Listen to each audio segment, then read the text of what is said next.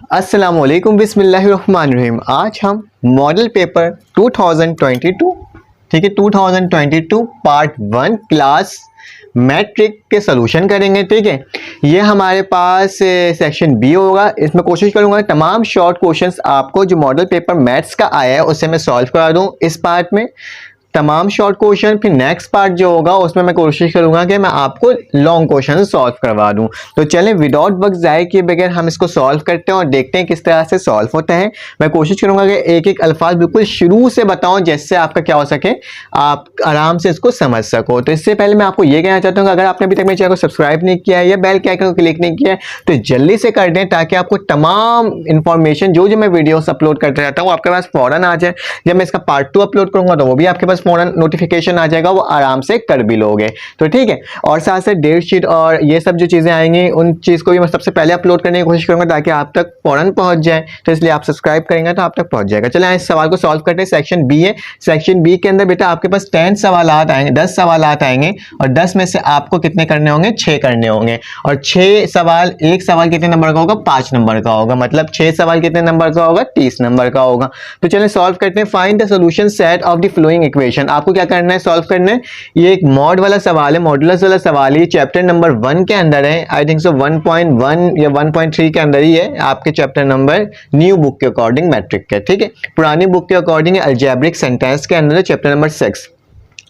तो आपको क्या करना है बेटा, जिस एक्सरसाइज में ये सवालात है ना, इसके तमाम सवालात की प्रैक्टिस कर लेना, क्योंकि एक सवाल तो उसी में से ये बनकर आएगा। तो चलिए इसको सॉल्व करते हैं और देखते हैं किस तरह से करते हैं। मैं तमाम वो स्टेप्स बताऊंगा जो बोर्ड के पेपर में बनाया जाता है। तो मैंने सॉल्यूशन लिख दिया और जो सवाल लिखा हुआ बेटा उसको x+1 अंडर अपॉन 3 मॉडुलस का निशान, इसको मॉड भी कहते हैं और मॉडुलस भी कहते हैं, यहाँ पर डिपेंड करता है आप इसको क्या कहो। ठीक है, मैंने इस सवाल को ऐसे लिख दिया। बेटा याद रखना, हमेशा याद रखना कि हम इस सवाल में क्या करते हैं, जो मॉड का निशान होता है ना जिसके ऊपर लगा हुआ है, अगर इसके ऊपर लगा हुआ है ना, अगर यहाँ पे कोई नंबर लिखा हुआ होता कुछ, ठीक है, या फिर ये मॉडुलस का निशान इधर नहीं होता, सिर्फ ऊपर वाले टर्म में होता, तो हम क्या करते हैं, इस मॉड के निशान को अकेला करते हैं, इसके साथ किसी नंबर को रहने नहीं देते। मतलब अगर 3 के ऊपर मॉडुलस का निशान लगा हुआ नहीं होता ना, तो मैं इसको इक्वल टू के बाद ले जाता। अगर यहाँ कोई नंबर लिखा हुआ होता उसको भी मैं इक्वल टू के बाद ले जाता। लेकिन अभी मैं देख रहा हूँ इस सवाल में कि ये मॉडुलस का निशान इस पूरे सवाल के ऊपर लगा हुआ है और यहाँ पे और इसके नीचे कोई भी नंबर नहीं है। तो हम क्या देख रहे हैं, ये ऑलरेडी अकेला है। ये मॉडुलस का जो निशान है इसके ना इर्द गिर्द कोई नंबर नहीं है, बाकी जितने भी नंबर है वो इक्वल टू के बात है। तो बेटा जब भी ऐसी कंडीशन हो जाए ना, तो आपने क्या करना होगा, आपने सिर्फ डायरेक्ट सॉल्व करना होगा। आप लिखोगे आइदर और फिर क्या लिखोगे बेटा, और। क्या, आइदर और। आइदर और का मतलब ये होता है बेटा कि आपके पास जो भी सवाल है ना, इक्वल टू के बाद जो भी आंसर है, क्या, इक्वल टू के बाद जो भी आंसर है वो क्या है बेटा, उसको एक बार प्लस में लिखना होगा और एक उसको किसके बाद लिखना होगा, उसको एक बार माइनस में लिखना होगा। क्या, एक बार इसको प्लस में लिखना होगा और एक बार इसको माइनस में लिखना होगा। अभी आपको समझ नहीं आ रहा होगा, मैं आपको बताता हूं। जैसे ही मॉडुलस का निशान हटाऊंगा, x+1 √3, मैंने ये मॉडुलस का निशान हटा दिया और जैसे ही हटाया तो इसको एक दफा प्लस में लिख दिया। उसी तरह से मैं क्या करूंगा, यहां पे लिखूंगा x+1 अपॉन 3 और मॉडुलस का निशान मैंने इसमें से भी हटा दिया, तो मेरे पास क्या लिखा जाएगा, एक दफा माइनस में लिखा जाएगा। बस ये करना होता है इस सवाल में, एक दफा प्लस में लिखोगे और एक दफा इसको क्या करोगे बेटा, माइनस में लिखोगे। अब देखो मुझे x की वैल्यू निकालनी है, तो 3 क्या है बेटा, 3 जो है इसके साथ डिवाइड हो रहा है, इक्वल टू के बाद जाके क्या हो जाएगा, मल्टीप्लाई हो जाएगा। तो इसको मैं कर देता हूँ, x+1 1 जब मल्टीप्लाई होगा 3 से तो क्या आएगा, मेरे पास 3 आएगा। तो डायरेक्ट भी लिख सकता हूँ ना, 1 3 से कितना होता है बेटा, 3 होता है। तो मैं इसको 3 लिख देता हूँ। यहीं पर सेम इधर कर लो, क्या होगा, x+1 -1, ये 3 मल्टीप्लाई डिवाइड होता है, उधर जाके क्या हो जाएगा, मल्टीप्लाई हो जाएगा। -3 1 से कितना होता है बेटा, -3 होता है। तो मैं क्या करता हूँ, जगह की कमी की वजह से मैं डायरेक्ट -3 लिख देता हूँ। आप चाहे तो लिख सकते हो इसके नीचे -3 मल्टीप्लाई करके। ठीक है, तो हमारे पास अभी क्या आ गया, हमारे पास x+1 और ये 3 आया और यहाँ पे -1 आया, अब -3 आया। अब क्या करना है बेटा, हमें x की वैल्यू निकालनी है। ये +1 इक्वल टू के बाद जाएगा तो क्या हो जाएगा, -1 हो जाएगा। चलो देखते हैं किस तरह से होगा। x लिखा, 3 वैसे लिखा, प्लस में तो वहां जाए क्या हो गया, -1 हो गया। और इसको भी देख लो कैसे होगा, x यहाँ था प्लस में, तो इक्वल टू के बाद जाके क्या हो जाएगा, -1 हो जाएगा। तो इसमें x की वैल्यू क्या आ जाएगी बेटा, x की वैल्यू आ जाएगी 2 ठीक है, कितना आसान सा सवाल था, देख रहे हो आप।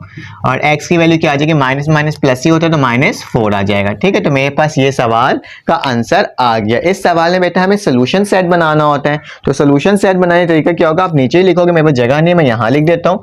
आपने लिखना होगा सोल्यूशन सेट, ब्रैकेट डालना होगा, पहले क्या लिखेंगे, माइनस वाली टर्म लिखेंगे क्योंकि माइनस छोटा होता है, असेंडिंग ऑर्डर में लिखना होता है, और फिर +2 लिख देंगे। तो ये क्या हो जाएगा बेटा, ये मेरा क्या हो जाएगा, आंसर हो जाएगा। सिंपल सा था, आसान सा था, सॉल्व हो गया। अब करते हैं दूसरा क्वेश्चन सॉल्व और देखते हैं वो किस तरह से सॉल्व हो रहा है। ठीक है, अब बेटा हमारे पास क्वेश्चन नंबर 3 आ गया है। बेटा क्वेश्चन नंबर 1 जो है ना वो एमसीक्यूज है, जो कि मॉडल पेपर में नहीं दिया गया है। ठीक है, तो आप इस बात में कंफ्यूज मत होइएगा, मैं क्वेश्चन नंबर 2 से स्टार्ट करवाया। क्वेश्चन नंबर 2 शॉर्ट से स्टार्ट है, क्वेश्चन नंबर 1 जो वो एमसीक्यूज के क्वेश्चन है बेटा, और एमसीक्यूज के क्वेश्चन आपके मॉडल पेपर्स में नहीं है, तभी मैं उसको सॉल्व नहीं करवाया हूँ, अदरवाइज मैं उसको भी सॉल्व करवाता जब एमसीक्यूज होता।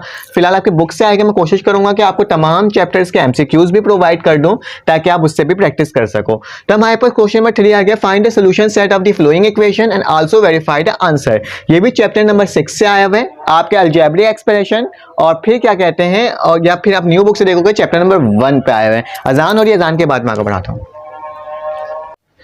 चलिए इस सवाल को सॉल्व करते हैं और देखते हैं किस तरह से सॉल्व हो रहा है। तो हमारे पास क्या लिखा हुआ है, 12a -4 एंड 4a। सवाल सबसे पहले find the solution set of the flowing equation.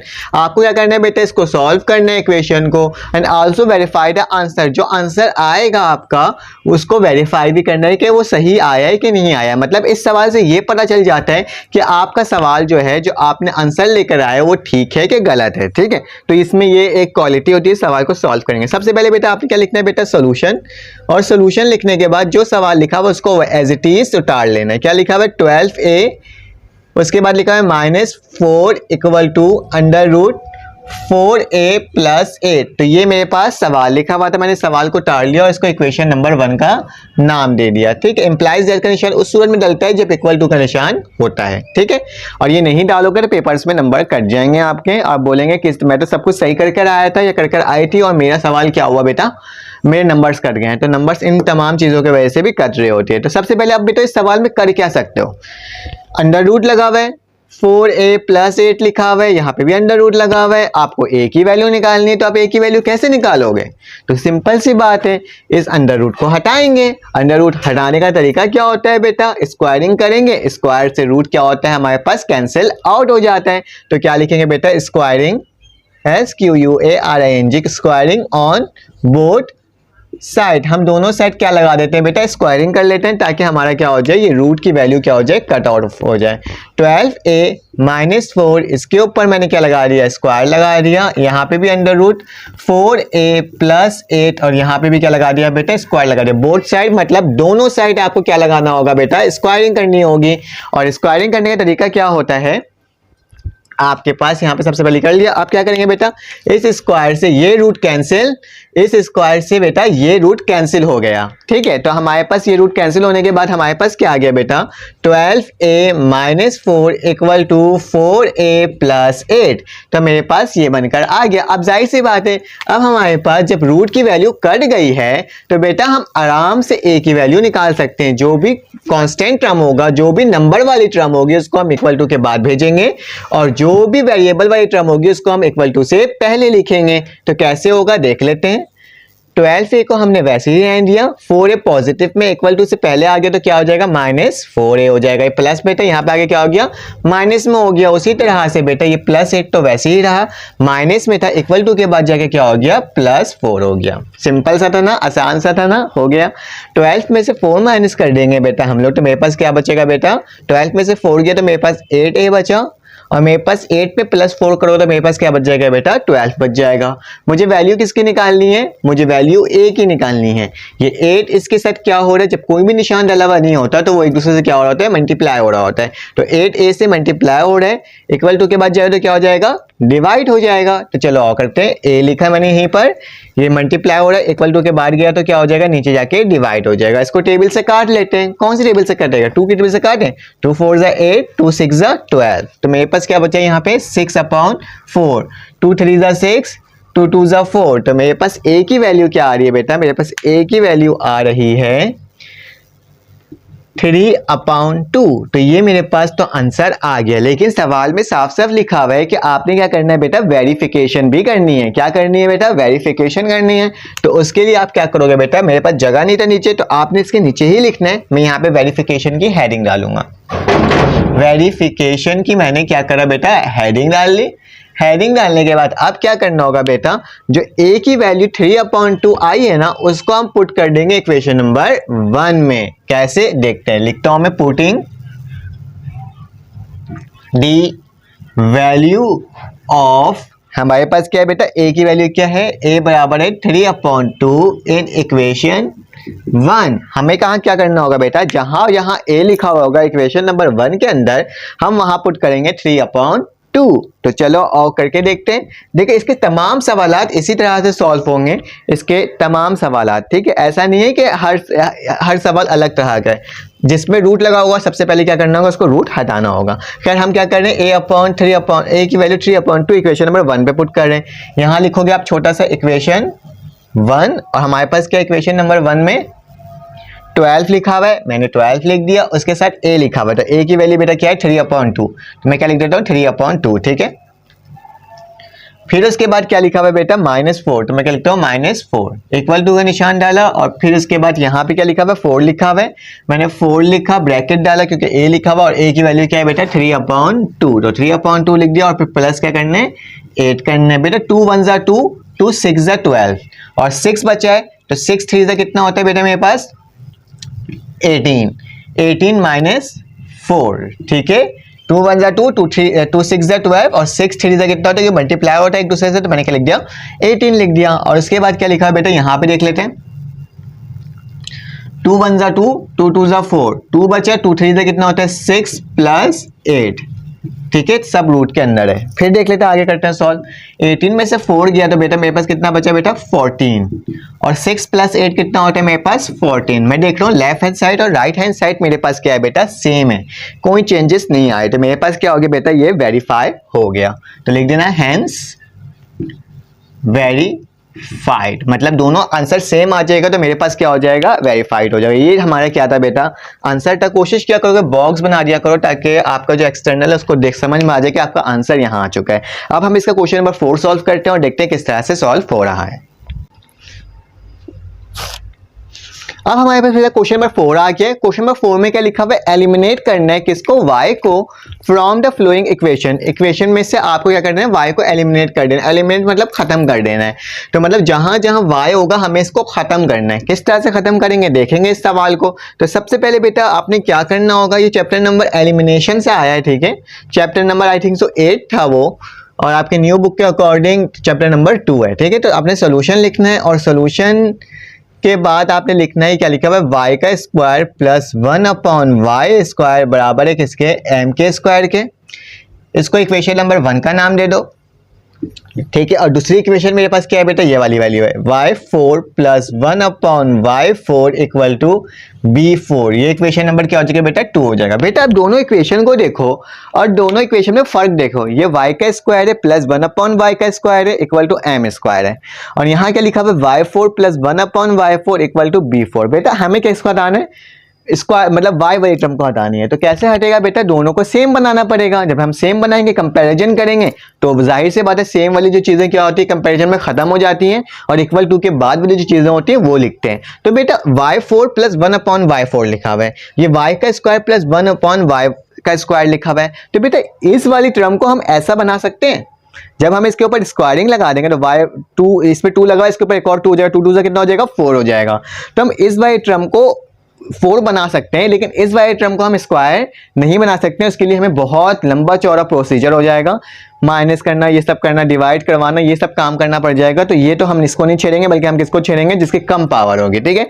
जिसको कम पावर होगी उसको मुझे ऐसा बनाना होगा। तो सबसे पहले क्या लिखूंगा मैं, यहाँ पे लिखूंगा स्क्वायरिंग, ऐसे करके लिख दूंगा। देखें आपने क्या लिखना होगा, स्क्वायरिंग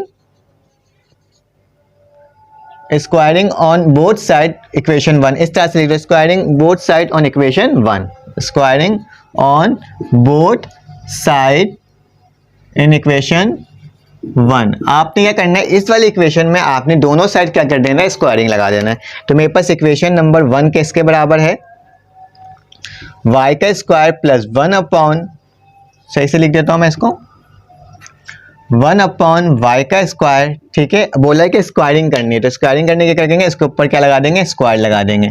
और बेटा यहाँ पे क्या लिखा हुआ है, m का स्क्वायर, तो इसके ऊपर भी क्या लगा देंगे बेटा, हम लोग स्क्वायर लगा देंगे, क्योंकि स्क्वायरिंग ऑन बोथ साइड का है। चलो इसको सॉल्व करते हैं। बेटा हमें मालूम है जब भी दो टर्म लिखी हुई हो और उसके ऊपर होल स्क्वायर लगा हुआ हो तो हमारे पास एक फॉर्मूला होता है। कौन सा फॉर्मूला होता है, a प्लस बी का होल स्क्वायर बराबर होता है a square plus 2ab plus B का स्क्वायर। तो ये क्या हो जाएगा बेटा, पूरा a हो जाएगा, ये पूरा क्या हो जाएगा, b हो जाएगा, और हमें a का होल स्क्वायर का फॉर्मूला में से ओपन करना होगा। चलें इसको करते हैं। सबसे पहले लिखा हुआ a का स्क्वायर, तो a मेरे पास क्या है बेटा, y है, y का स्क्वायर है, और उसके ऊपर क्या लगा दूंगा, स्क्वायर लगा दूंगा फॉर्मूला के अकॉर्डिंग। ये तो हमारे पास y स्क्वायर था, उसके ऊपर स्क्वायर लगा दिया तो क्या हो गया, y का स्क्वायर हो गया। फिर प्लस लिखा, सबसे आखिरी वाला टर्म निकालो, आखिरी वाला टर्म क्या है मेरे पास, b है, b किसके बराबर है, 1 अपॉन वाई स्क्वायर का, लेकिन फार्मूला में क्या लगा हुआ, इसके ऊपर भी स्क्वायर लगा हुआ, तो मैंने क्या लगा दिया, स्क्वायर लगा दिया। अब बीच में क्या लिखना है बेटा, 2ab, तो 2 की वैल्यू ये, a की वैल्यू क्या है बेटा, y का स्क्वायर, जबकि b की वैल्यू क्या है, 1 अपॉन y का स्क्वायर। ठीक है, यहाँ तक कोई मसला आपको नहीं हुआ होगा। फिर क्या लिखेंगे बेटा, 2 2 से कितना हो जाता है, 4 हो जाता है, तो m की वैल्यू क्या आ जाएगी, 4 हो जाएगी। यहाँ तक कोई मसला नहीं है। अब क्या करना है बेटा, इसको सिंपल सॉल्व कर लेना है। कैसे सॉल्व होगा देख लेते हैं। 2 2 से कितना होता है, 4 होता है, तो y की पावर क्या हो जाएगी, 4 हो जाएगी, प्लस बेटा ये y का स्क्वायर यहाँ मल्टीप्लाई हो रहा है और डिवाइड हो रहा है, दोनों सेम टर्म है। जब मल्टीप्लाई डिवाइड होता है दोनों सेम टर्म, तो हमारे पास क्या होता है, कैंसिल आउट हो जाता है। तो मेरे पास यहाँ पे क्या बच गया, सिर्फ और सिर्फ 2 बच गया, प्लस 1 का स्क्वायर कितना होगा, 1 ही होगा, और 2 2 से कितना होता है, 4 होता है, तो y की पावर क्या आ गई, 4 हो गया, इक्वल टू m इज 4।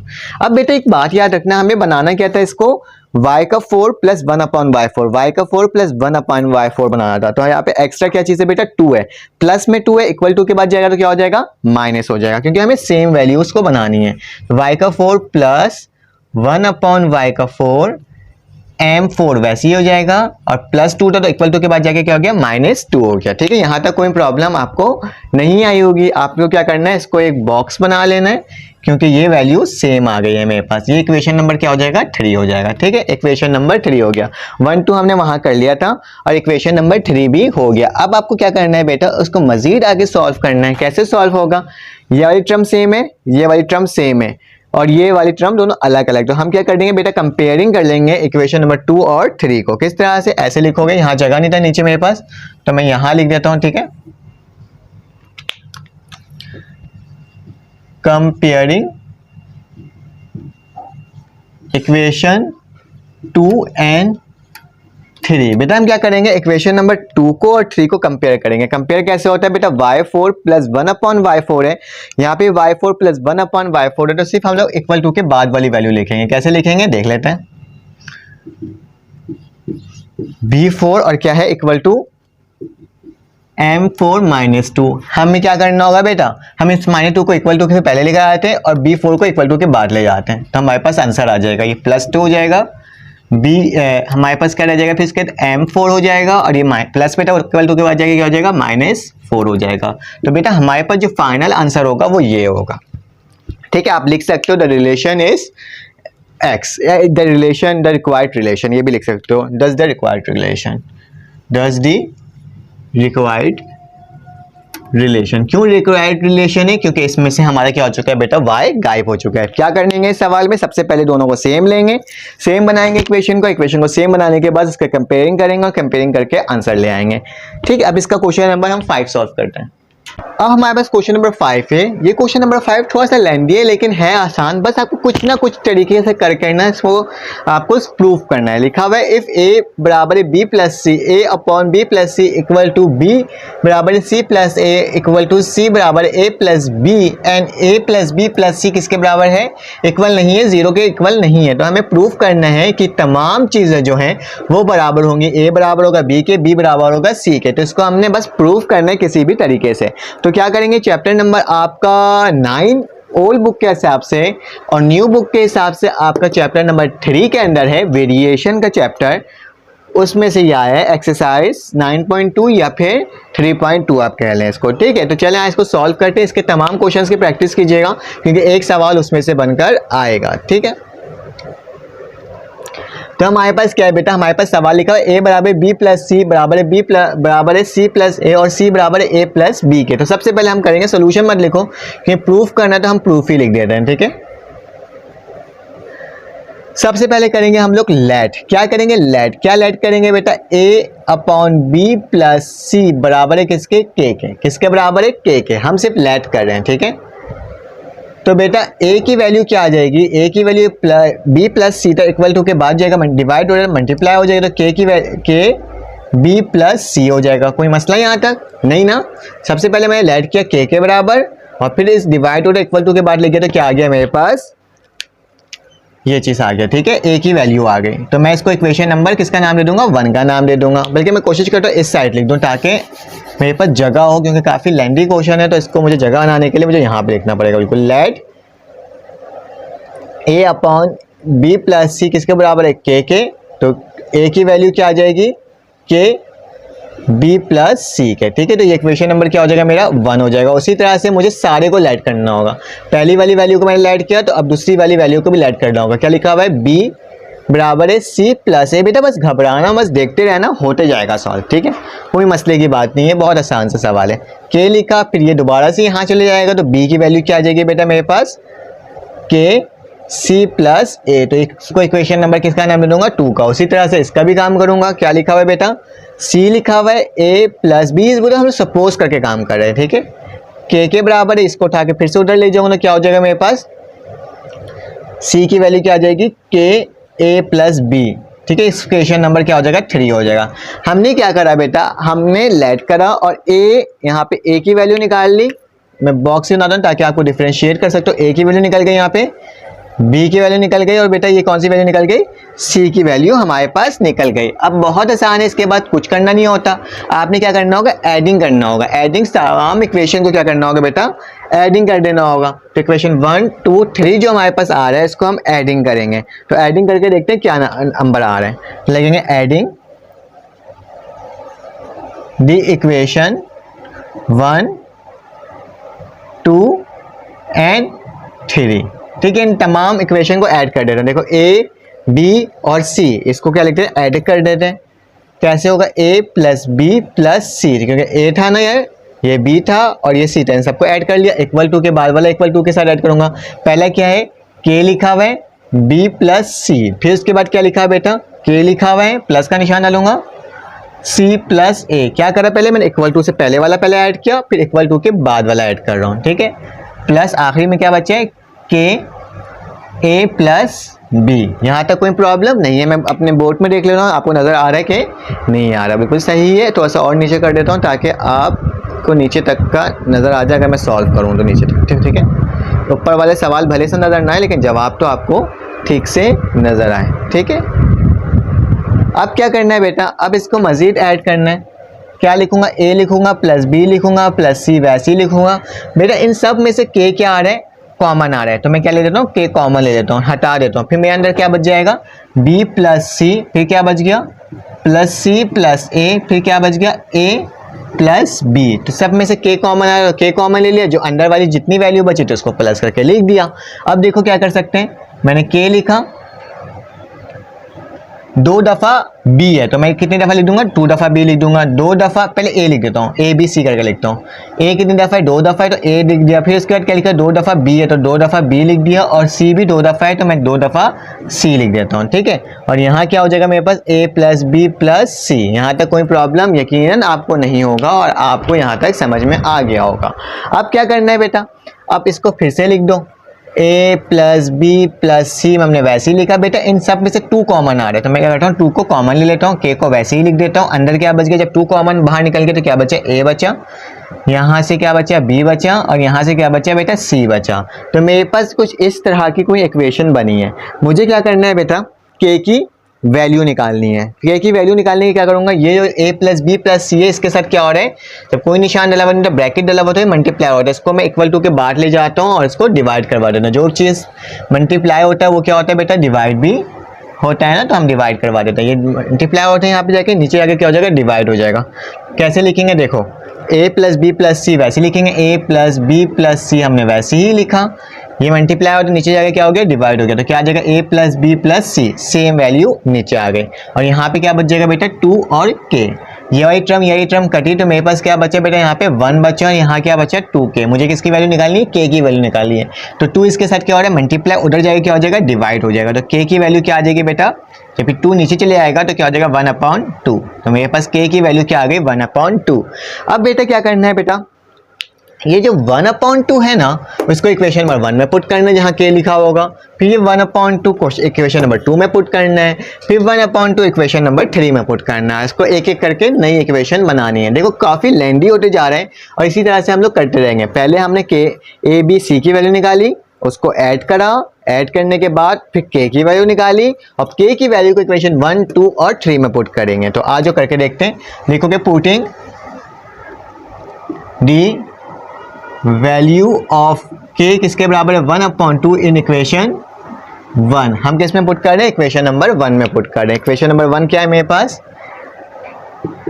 ठीक है, इक्वेशन नंबर 1 है मेरे पास, a लिखा हुआ है और क्या लिखा हुआ है, k की जगह क्या आ जाएगा, 1/2 आ जाएगा। फिलहाल ब्रैकेट डालने की जरूरत नहीं है, डायरेक्टली लिख दो 1/2 और यहाँ पे क्या आ जाएगा बेटा, b प्लस c। ये 2 इसके साथ डिवाइड हो रहा है, इक्वल टू के बाद जाके क्या हो जाएगा, यहाँ डिवाइड हो रहा है, वहाँ जाके क्या हो जाएगा, मल्टीप्लाई हो जाएगा। तो क्या आ जाएगा, 2a बराबर है किसके, b प्लस c के, क्योंकि 1 किसी भी नंबर से मल्टीप्लाई तो c आ जाएगा। बेटा देखो इसमें से क्या चीज़ मिसिंग है, b लिखा हुआ है और c लिखा हुआ है, क्या चीज़ मिसिंग है, इसमें से a मिसिंग है। तो हम क्या कर देंगे, एडिंग करवा देंगे दोनों साइड क्या, a को। तो क्या लिखेंगे, हर दफ़ा एक ही काम करेंगे हम लोग, ठीक है, adding a on both side, ठीक है। जो चीज़ गायब होगा उसको हम ऐड कर देंगे। तो क्या लिखेंगे, 2a तो यहीं पर आ जाएगा, एडिंग a करने बोला तो a यहाँ पे भी ऐड करेंगे और a को यहाँ पे भी ऐड करेंगे। एक काम करता हूँ, पहले a लिख देता हूँ, फिर प्लस b प्लस c। तो a b c हो गया पूरा इक्वल। तो यहाँ पे क्या आ जाएगा बेटा, a प्लस a कितना होता है मेरे पास, a प्लस a मेरे पास होता है 3a और यहाँ क्या आ जाएगा, a plus b plus c। तो मेरे पास चौथी इक्वेशन बन गई। क्या बन गई, चौथी इक्वेशन। 1 2 3 यहाँ से था तो 4 अब ये आ गया। अब क्या करना होगा बेटा, यही काम जो k की वैल्यू इक्वेशन नंबर 1 में पुट किया था, अब यही काम इक्वेशन नंबर 2 में पुट करेंगे और फिर 3 में पुट करेंगे। तो जल्दी से पुट करके देख लेते हैं। फिर से लिखोगे, पुटिंग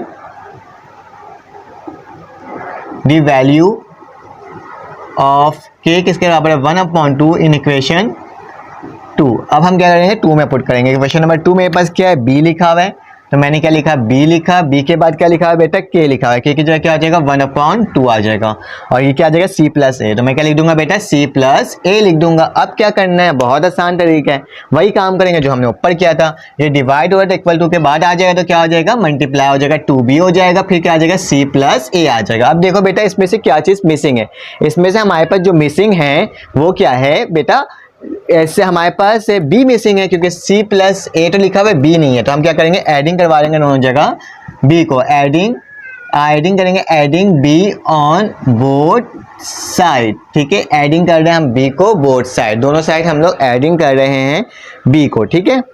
फिर उसके बाद क्या करना है, उसके बाद बहुत आसान तरीका है बेटा, हमने क्या लिखना है, 2b लिखा और प्लस b लिख दिया क्योंकि ऐड कर रहे हैं, तो a plus b plus c, क्योंकि मैं लाइन से लिख देता हूँ ताकि ना गलती ना हो। फिर क्या हो जाएगा, 3b हो जाएगा equal to a plus b plus c, ठीक है। तो हमारे पास इक्वेशन नंबर 5b हमारे पास बन गई। इक्वेशन नंबर क्या होगी बेटा, 5 होगी। अब इसी तरह से हम इक्वेशन नंबर 6 बनाएंगे k की वैल्यू पुट करने के बाद और देखते हैं किस तरह से पुट करते हैं। इसको मैं थोड़ा स्ट्रेट कर देता हूँ ताकि ये थोड़ा सा टेढ़ा आपको नज़र आ रहा है। मैं लिख सीधा रहा हूँ लेकिन ये कैमरे में थोड़ा सा टेढ़ा रहा, ठीक है। मैं क्या करता हूँ बेटा, इसको रब करता हूँ और रब करने के बाद फिर तीसरी इक्वेशन को पुट करके वैल्यू बताता हूँ। कर लिया। अब क्या करना है बेटा, अब आपने उसके मज़ीद आगे करना है। मैंने इस चीज़ को पुट नहीं किया था, मिटाया नहीं ताकि आप देख सको। क्या लिखूँगा, putting the value of k किसके बराबर, 1/2 इन इक्वेशन हम 3 में पुट करेंगे। जो हमारा 3 पुटा ना, उस इक्वेशन नंबर पुट करेंगे, 3 लिख देते हैं। और क्या आ रहा है मेरे पास, c लिखा हुआ है, c मैंने वैसे ही लिखा। k की वैल्यू क्या है बेटा, 1/2 है और क्या लिखा हुआ है, a प्लस b लिखा हुआ है, ठीक है। इसको सॉल्व कर लेते हैं।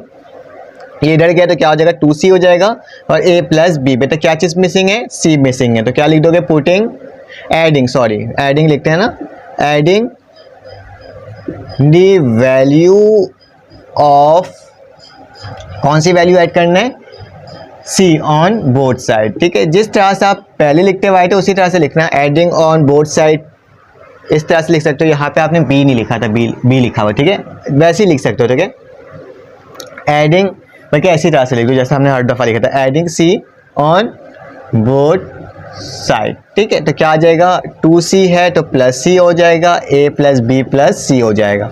तो ये किसके बराबर हो जाएगा, 3c के बराबर हो जाएगा, a प्लस बी प्लस सी हो जाएगा। तो ये इक्वेशन नंबर मेरे पास क्या आ गया बेटा, 6 आ गया।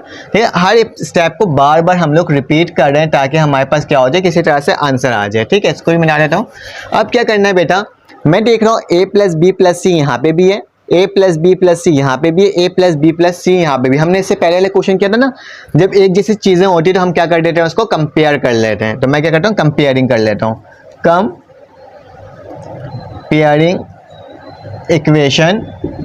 इक्वेशन कौन कौन से इक्वेशन, इक्वेशन है 4 5 6। तो क्या लिखूंगा, 4 5 एंड 6। हम इक्वेशन 4 5 6 को क्या कर रहे हैं, कंपेयर कर रहे हैं। तो क्या है, पहले 4 में क्या है बेटा, 4 में मेरे पास 3 है तो मैं 3a लिखूंगा, बराबर है किसके बेटा, 3b के बराबर है तो मैं 3b लिख दूंगा, और फिर किसके बराबर है, 3c के। बेटा हम लोग को तीनों को सेम बनाना था, तभी हम इसको क्या कर रहे थे, हम इसे ये कर रहे थे कि हम इसको वैल्यूज़ को निकालते हैं। बेटा 3 यहाँ पे भी, 3 यहाँ पे भी, 3 यहाँ पे भी है। इस 3 की वैल्यू को हटाना है तो मैं क्या लिखूंगा, डिवाइडिंग बाय 3। तो 3 से डिवाइड करवा दूंगा सारी इक्वेशन को, 3b divided by 3, 3c divided by 3। इससे ये कटा, ये कटा, ये कटा, ये कटा, ये कटा, ये कटा, तो मेरे पास क्या आ गया, a b और c। तो देखो हमारे पास आंसर आ गया बन के। तो ये मेरा क्या होगा, हेंस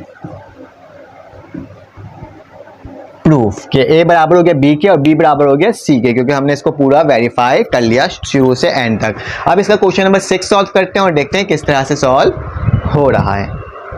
अब हमारे पास क्वेश्चन नंबर 7 आ गया। इसमें क्या लिखा हुआ, a set of data contain the value of 148, 145, 160, 157, 156, 160, 160 and 165 show that the mod, median and mean. आपको चैप्टर नंबर इंफॉर्मेशन हैंडलिंग से आए हुए चैप्टर क्वेश्चन, ये मोस्ट इंपॉर्टेंट, ये अक्सर आते हैं। इसके तमाम सवाल को तैयारी कर लेगा। मैं कोशिश करूंगा ये क्वेश्चन नंबर 7 पे इसको वाइंड अप करूंगा, क्योंकि काफ़ी लेंदी वीडियो हो चुकी है। इसका पार्ट 2 बना दूंगा जिसमें मैं इसके बाकी क्वेश्चन को सॉल्व कर लूंगा, क्योंकि काफ़ी बड़े बड़े सवाल आते हैं और डिटेल में बताने थे, तभी ये सवाल काफ़ी लेंदी हो रहा था। ठीक है, वीडियो काफ़ी लेंदी हो जाएगी तो अपलोड करने में थोड़ा टाइम लग जाता है बहुत। तो क्या लिखा हुआ, set of data that contain, हमें क्या करना है, मॉड, मीन और मीडियन निकालना है। तो सबसे पहले क्या लिखोगे आप, सॉल्यूशन लिखने के बाद टू फाइंड मॉड। सबसे पहले हम क्या करते हैं, मॉड को फाइंड करते हैं। बेटा मॉड निकालना बहुत आसान होता है अनग्रुप डेटा का, क्योंकि इसमें ग्रुप नहीं है, इसमें फ्रीक्वेंसी नहीं दिया हुआ है। अनग्रुप डेटा में मॉड निकालना इतना आसान होता है कि सबसे पहले तो आप एक काम करो, सोल्यूशन लिखने के बाद सबसे पहले अरेंज कर लो डेटा को। अरेंज क्या करना है, डेटा को मतलब असेंडिंग ऑर्डर में लिख दो तमाम नंबर्स को। ये नंबर्स कुछ दिए हुए हैं, इसको असेंडिंग ऑर्डर में लिख दो। तो लिख दो arrange data in ascending order. Ascending order मतलब बड़े, छोटे से बड़ा। तो सबसे छोटा नंबर क्या है बेटा, इसमें 145 है तो मैं क्या लिखूंगा 145। फिर इसके बाद क्या लिखा हुआ है 148। फिर क्या है बेटा 148 के बाद 156, फिर 157, फिर उसके बाद आई थिंक 160 और 160 है, 160 और आखिरी पे क्या है बेटा 165 है। 1 2 3 4 5 6 7 8, ये 8 नंबर है। सबसे पहले हम मॉड निकालेंगे। मॉड निकालना बहुत आसान है, तो लिखना टू फाइंड मॉड। तो मॉड निकालने का तरीका क्या होता है बेटा, जितने नंबर्स रिपीटेड होते हैं ना वो क्या होता है हमारे पास मॉड होता है। अनग्रुप डेटा में जितनी दफ़ा ज़्यादा रिपीटेड होते हैं, मतलब 160 हमारे पास 3 दफ़ा रिपीट हो रहा है, बाकी कोई भी नंबर रिपीट नहीं हो रहा है, तो मतलब क्या है इसके अंदर मॉड क्या होगा 160। जो रिपीटेड नंबर होते हैं ना उसको हम मॉड कहते हैं। तो इसमें मॉड कितना हो गया बेटा 160 हो गया। ये हमारे पास एक तो निकल गया, ये निकल गया। हमें सबसे बड़ी वैल्यू मॉड की होनी चाहिए, फिर मीडियम की होनी चाहिए, मीडियन की, और फिर इसके बाद मीन की। तो मतलब ये क्या है बेटा, ये जो निशान होता है ग्रेटर देन और लेसर देन का निशान होता है। मतलब जिस साइड मुंह खुला हुआ होता है वो बड़ी वैल्यू होती है, फिर ये इसकी वैल्यू इससे छोटी होगी, लेकिन इसकी वैल्यू इससे छोटी होगी। ठीक है, तो इसके लाइन से करना। सबसे बड़ी वैल्यू किसकी होगी, मॉड की होगी। अब क्या निकालना है बेटा मीडियन। तो क्या लिखोगे टू फाइंड मीडियन, तो हम लोग मीडियन लिख देते हैं और इसको सॉल्व करते हैं। मीडियन निकालने का तरीका क्या होता है बेटा, सबसे पहले डेटा को गिनते हैं कितने नंबर्स हैं, 1 2 3 4 5 6 7 8। हमारे पास नंबर ऑफ एन टर्म कितने हैं, 8 है। तो यहाँ क्या लिखोगे, एन बराबर 8 के, तो मतलब क्या है, ये इवन नंबर है। इवन, जब भी इवन नंबर होता है ना तो उसका फॉर्मूला एक अलग सा होता है, फार्मूला बिल्कुल मतलब डिफरेंट हो जाता है। ऑड के लिए डिफरेंट फार्मूला यूज़ करते हैं और इवन के लिए हम लोग क्या करते हैं बेटा, डिफरेंट फार्मूला यूज़ करते हैं। तो फार्मूला क्या होता है हमारे पास मीडियन का, तो हम लिखेंगे मीडियन, इसका फार्मूला होता है मेरे पास 1/2 n/2, ठीक है, वैल्यू प्लस n + 1/2 n + 1 या n+2 होगा, ठीक है, वैल्यू। ये हमारे पास क्या होता है बेटा, फॉर्मूला होता है मीडियन का, ठीक है। तो इसको सॉल्व करने का तरीका बहुत आसान होगा, 1/2 लिखेंगे, n की जगह क्या आ जाएगा, 8 आ जाएगा, तो मैं 8 ही लिखूंगा, नीचे 2 लिख दूंगा, वैल्यू, और इसमें प्लस है, n कितना है मेरे पास, 8 है, n मेरे पास कितना है, 8 है, 8 + 2 कितना होता है मेरे पास, 10 हो जाता है। तो मैं क्या लिख देता हूँ, 10 लिख देता हूँ, 10/2, ठीक है। और ये कौन सी वैल्यू है, वैल्यू है इसकी, इन दोनों वैल्यू को प्लस करना होगा, ठीक है। फिर 1/2 मैंने वापसी लिखा, 2 1 2, 2 4 8, तो फोर्थ वैल्यू प्लस 2 1 2, 2 5 10, तो क्या हो जाएगा, फिफ्थ वैल्यू। तो ये दोनों वैल्यूज मेरे पास आ गई है। फोर्थ वैल्यू कौन सी गिनो, 1 2 3 4, फोर्थ वैल्यू 157 है, तो क्या लिखूंगा, 157, प्लस का निशान है, और फिफ्थ वैल्यू क्या होगा, 4 के बाद वाला आखिरी वाली वैल्यू लिखोगे 60। तो ये मेरे पास दो वैल्यूज आ गई हैं और ये 1/2 हो गया। बेटा इन दोनों को प्लस कर दो और बताओ कि मेरे पास क्या वैल्यू आ रही है, 317 आ रही है। तो मैं क्या लिख दूंगा इसके जगह, 1/2 317, ठीक है। इसको थोड़ा सा नीचे कर देता हूँ कैमरा ताकि आपको भी नज़र आ जाए, 317। और जब आप 2 को डिवाइड करवाओगे 317 से तो आपके पास क्या आएगा, 158.5। तो क्या आ जाएगा, मीडियन की वैल्यू क्या आ जाएगी, 158.5। तो ये मेरा पास आ गई मीडियन की वैल्यू, ठीक है।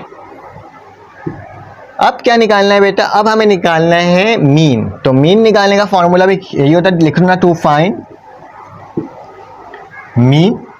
मीन निकालने का फॉर्मूला क्या होता है, मैं इसको रब कर देता हूँ ताकि मैं मीन की वैल्यू भी निकाल लूँ, ठीक है। तो बेटा मैं यहीं पर निकाल देता हूँ मीन की वैल्यू। आपके लिखना है, मीन लिखना है, और मीन का फॉर्मूला होता है मेरे पास बेटा summation of x upon n। Summation of x होता है जितने भी नंबर्स हैं उन सबको क्या कर दो बेटा, ऐड कर दो और उसको डिवाइड कर दो किससे, n से।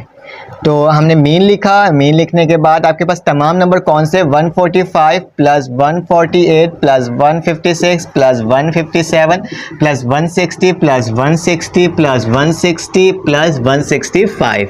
इन तमाम नंबर्स को n से डिवाइड कर दो। n क्या होता है, number of elements. Number of element मेरे पास कितने हैं बेटा, 8 है।